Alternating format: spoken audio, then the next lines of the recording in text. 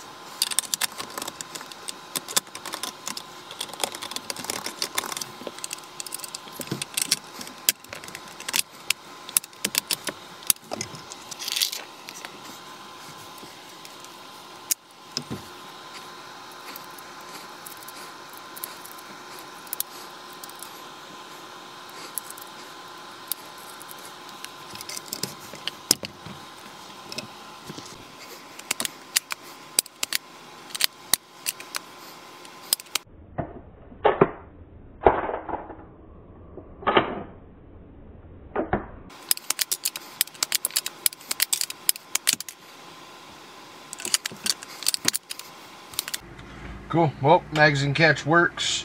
Magazine works and it cycles just fine. It's kind of tough to get in. Probably be a little bit of a break-in period with that new part.